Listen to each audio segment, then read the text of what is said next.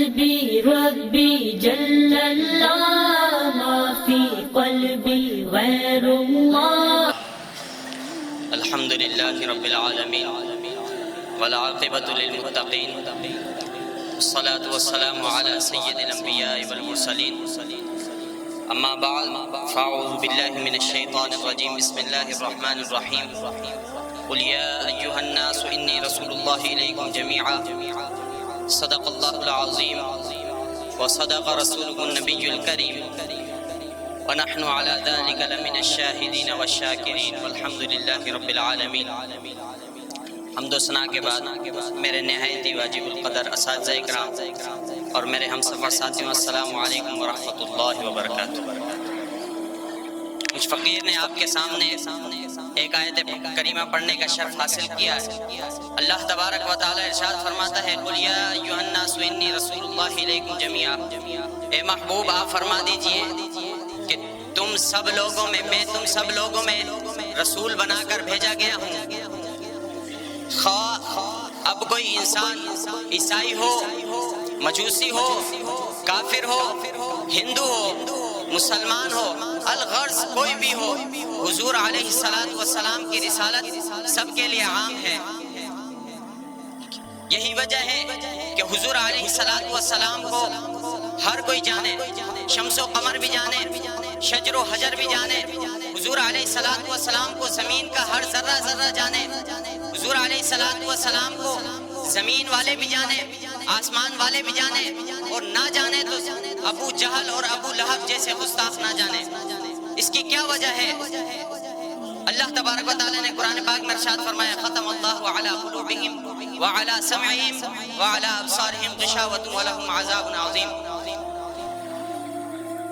وہ ان کی سماعت پر اور ان کی بصارت پر پردہ ہے اور ان کے لیے بڑا عذاب ہے.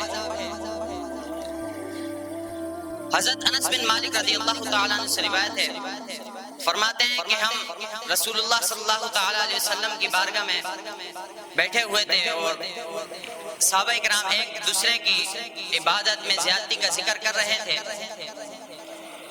تو رسول اللہ صلی اللہ تعالیٰ علیہ وسلم کے سامنے ایک شخص مسجد میں داخل ہوا اور حضور علیہ السلام نے اس کی طرف دیکھ کے فرمایا کہ مجھے اس شخص کے چہرے پر شیطان کے آثار نظر آ رہے ہیں.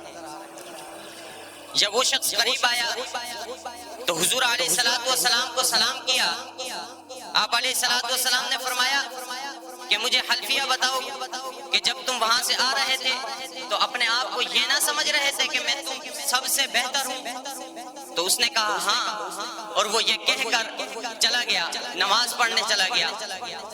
تو حضور علیہ السلام نے فرمایا کہ کون ہے جو اس شخص کو قتل کرے؟ حضرت ابو بکر صدیق رضی اللہ تعالیٰ عنہ کھڑے ہوئے، فرمایا یا رسول اللہ صلی اللہ تعالیٰ علیہ وسلم میں جاتا ہوں. گئے ادھر دیکھا تو وہ شخص نماز پڑھ رہا تھا. حضور علیہ السلام کو آ کر فرمایا یا رسول اللہ صلی اللہ تعالیٰ علیہ وسلم وہ شخص تو نماز کی حالت میں ہے. پھر حضور نے اعلان فرمایا کہ کون ہے جو اس شخص کو قتل کرے؟ حضرت عمر رضی اللہ تعالیٰ عنہ کھڑے ہوئے، فرمایا یا رسول اللہ صلی اللہ تعالیٰ علیہ وسلم میں جاتا ہوں. وہ گئے دیکھا وہ شخص نماز کی حالت میں تھا. واپس آئے، فرمایا رسول اللہ صلی اللہ تعالیٰ علیہ وسلم وہ شخص تو نماز کی حالت میں ہے. پھر حضور علیہ السلام نے فرمایا کہ کون ہے جو اس شخص کو قتل کرے؟ حضرت علی رضی اللہ تعالیٰ عنہ کھڑے ہوئے، فرمایا یا رسول اللہ صلی اللہ تعالیٰ علیہ وسلم میں حاضر ہوں. حضرت علی رضی اللہ تعالیٰ عنہ گئے، وہ شخص وہاں سے جا چکا تھا. واپس آئے، فرمایا یا رسول اللہ صلی اللہ تعالیٰ علیہ وسلم وہ شخص تو وہاں سے جا چکا ہے. حضور علیہ السلام نے فرمایا اگر آج اس شخص کو قتل کر دیا جاتا تو میری امت سے فتنہ ختم ہو جاتا.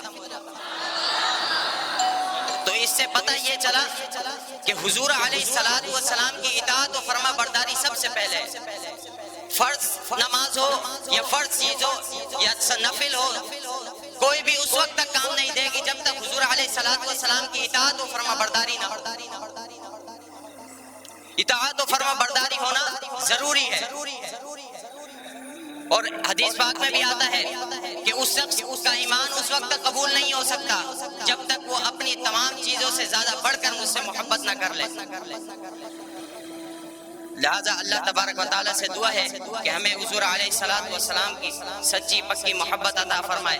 وما علینا الا البلاغ المبین. جو دین سیکھا ہے آقا کا وہ عالم میں کہلائیں گے